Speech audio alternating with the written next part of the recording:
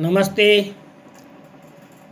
मैं doctor professor Sushil Kumar Sharma, Jyoti Vidyapeeth, women's university Jaipur, faculty of Ayurveda science,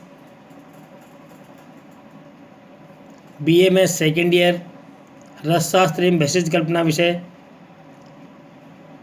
इस विषय में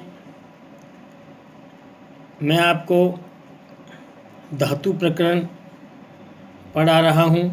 पिछले अध्यायों में धातु प्रकरण में स्वर्ण, रजत, ताम्र और लौह धातु के बारे में बताया गया है।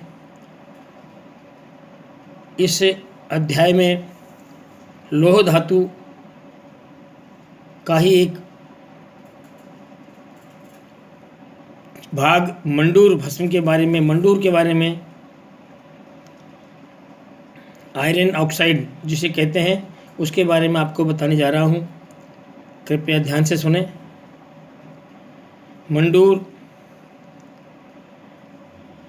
एक बहुत ही महत्वपूर्ण औषधि है, चिकित्सा में बहुत अच्छा कार्य करती है। मंडूर को आयरन ऑक्साइड कहते हैं। नाम संस्कृत में मंडूर है, हिंदी में मंडूर है। लोह किट भी कहते हैं। लोह किट क्यों कहते हैं कि मंडूर जहाँ पर लोहे के बड़े बड़े खदानों में काम होता है, उन खदानों में काम होता है, उस खदानों में जहाँ पर लोहे के छोटे छोटे कण गिरते हैं, उन कणों से गिरने के बाद वहाँ पर मंडूर की प्राप्ति होती है। इसलिए इसे लोह किट भी कहते हैं। लोह के कारखानों में जहाँ लोह का कुछ सामान इकट्ठा हो जाता है, उसको लोह किट बोलते हैं, और इसलिए इसको लोह किट भी कहा जाता है। पर्याय के रूप में है इसका मंडूर किट, लोह किट, लोह भव, लोह मल एवं लोह छिष्ट आदि मंडूर के पर्याय हैं। लोह मल भी कहते हैं, लोहे का मल भी इसे कहा जाता है। अधिकतर जहाँ पर लोहे का कार्य होता है, वहाँ पर जो लोहे के कण टूट के गिर जाते हैं, वो सब एक साथ एकत्रित होकर वातावरण के प्रभाव से लोह किट के रूप में जम जाते हैं।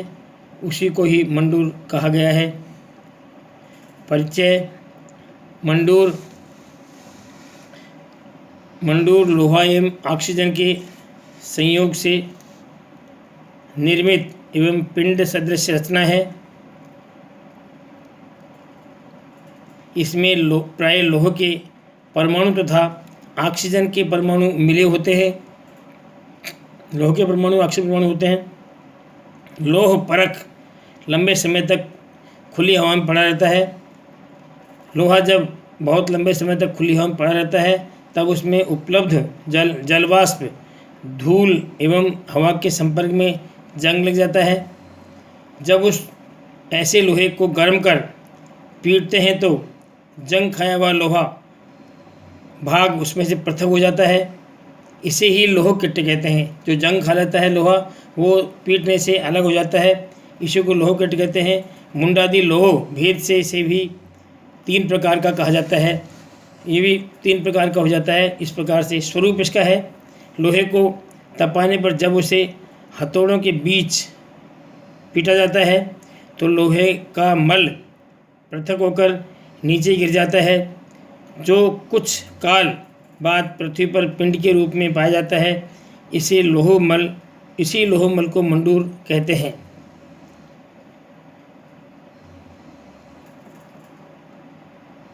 इसकी एक श्लोक के बारे में बता रहा हूँ। प्रतापित्यस्य लोहस्य घनाघातच्युतं बलम। प्रतापितस्य यानी गर्म किए हुए लोहे पर, प्रतापितस्य लोहस्य घनाघातम च्युतम बलम, घनाघात से जब मल अलग हो जाता है।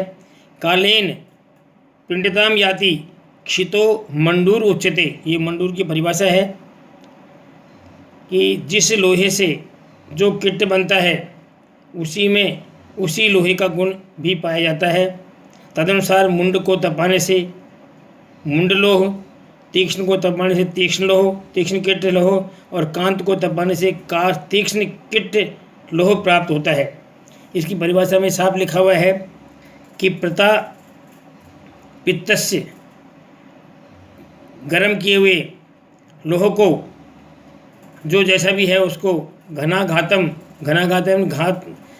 आघात से तोड़ते हैं तो च्युतम मलम, जो उसका मल अलग से च्युत यानी हट जाता है, कालीन पिंडता में आती, काल के प्रभाव से, वातावरण के प्रभाव से पिंड रूप में हो जाता है, उसी को मंडूर कहते हैं। ये इसकी परिभाषा है।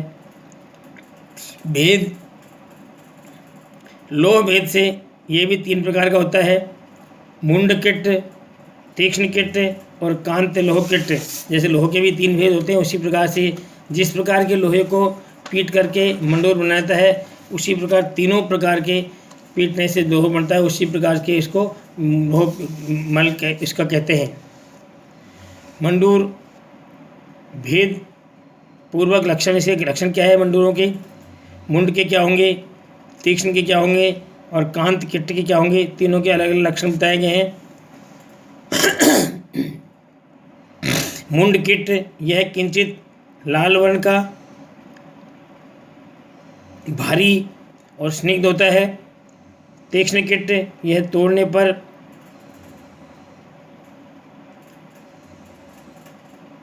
अंजन की तरह आभा वाला, भारी, व्रण एवं कोटर रहित होता है।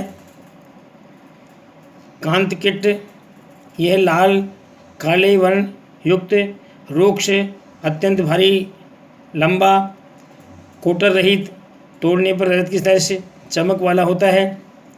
मंडूर की प्राप्ति, ये मंडूर कहाँ से मिलता है इसके बारे में वर्णन है।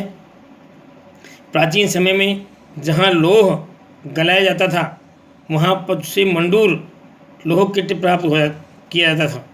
जहाँ पर लोह गलाया जाता था और लोह से जो अस्त्र शस्त्र बनते थे उनके बाद में जो उसका मल गिरता था वहाँ पर मंडूर पाया जाता है, लोह किट पाया जाता है।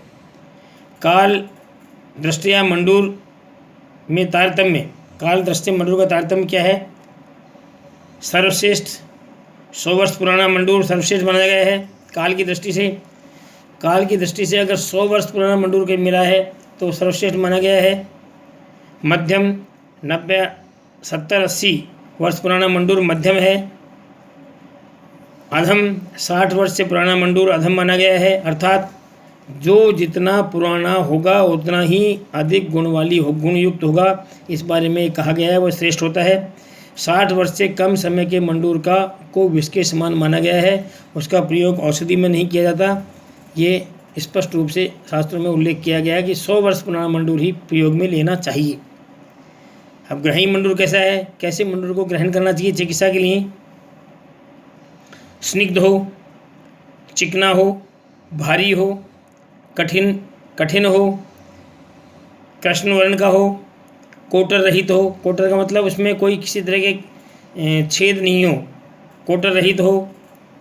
बहुत पुराने उजड़े हुए शहरों के समीप पाया जाने वाला मंडूर ग्रही होता है। बहुत पहले के समय में उजड़ गए हों, जैसे गांव, ये ग्रामीण जहाँ पर लोहे का काम होता हो, वहाँ से मिला हुआ जो लोह किट है वो श्रेष्ठ ग्रही माना जाता है।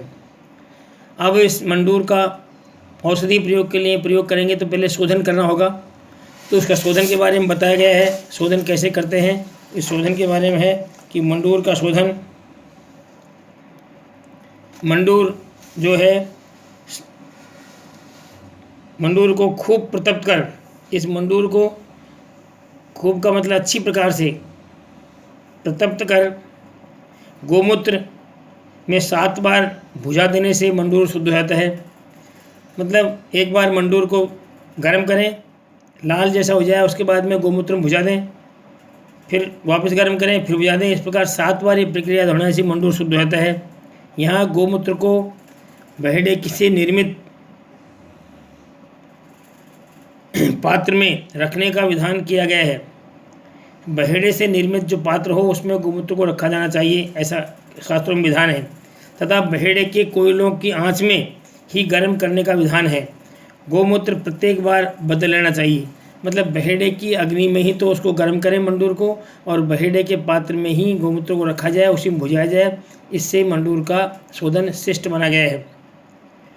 पुनः 8 गुने गोमूत्र में निर्मित त्रिफला क्वाथ में मंडूर को प्रतप्त कर बार बार भुजावें।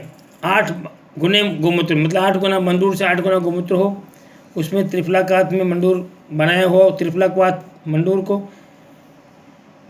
मतलब 8 गुने गोमूत्र में निर्मित त्रिफला क्वाथ में, त्रिफला क्वाथ होना चाहिए, लेकिन 8 गुने गोमूत्र, त्रिफला से 8 गुना गोमूत्र हो, उसमें निर्मित त्रिफला क्वाथ हो, उसमें मंडूर को भुजाने से बार बार भुजाने से मंडूर शुद्ध हो जाता है। इस प्रकार कई बार यानी 7 बार या 21 बार भुजाने से मंडूर शुद्ध एवं सूक्ष्म चूर्ण के रूप में बनने योग्य हो जाता है। 7 बार या 21 बार कम से कम भुजाएं।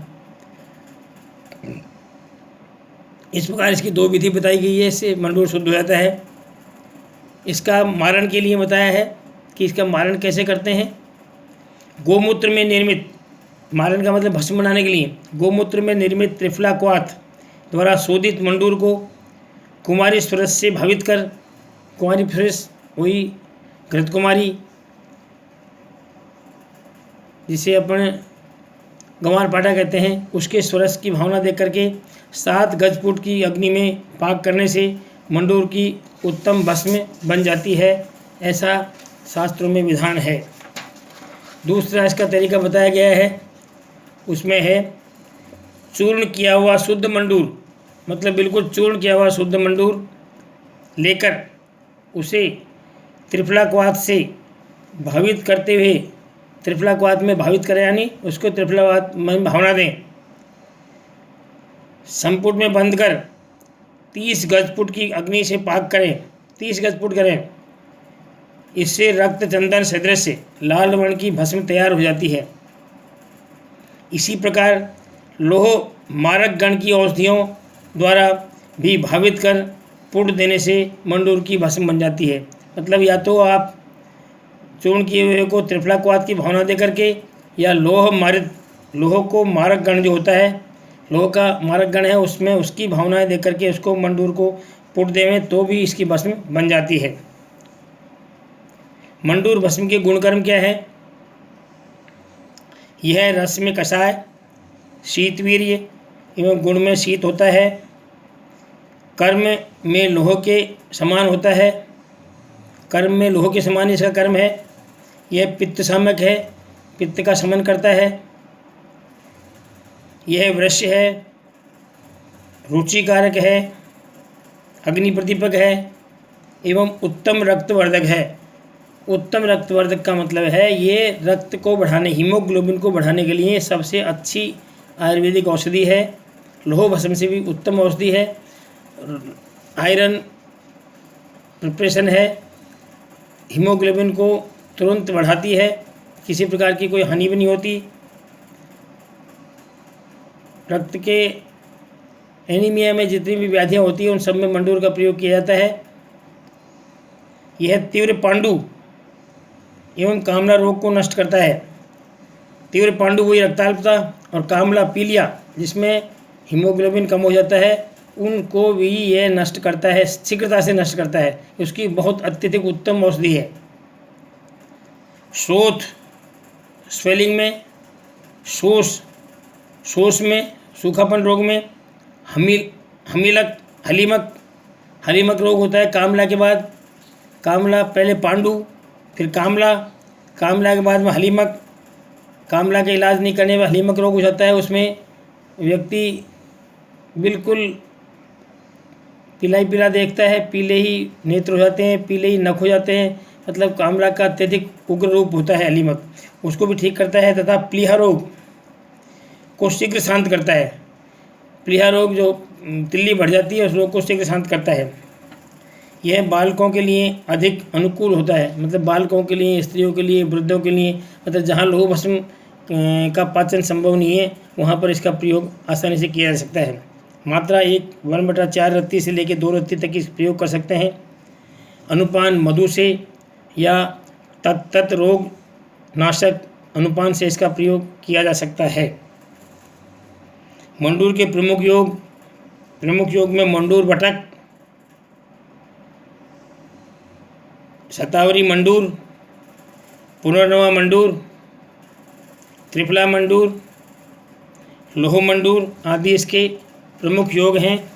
इन योगों का प्रयोग करके व्यक्ति में मुख्य रूप से जो एनीमिया की रक्त कणों की कमी हो जाती है, हीमोग्लोबिन कमी, उसमें इसका अत्यधिक प्रयोग किया जाता है। इसका प्रयोग करने से व्यक्ति में रक्त की जो बाधाएं हैं, उसकी कमी है, वो पूरी हो जाती है। इसका प्रयोग निरापद है। बालक में, स्त्रियों में, वृद्धों में बड़े आराम से किया जा सकता है। किसी प्रकार की कोई हानि नहीं। धन्यवाद।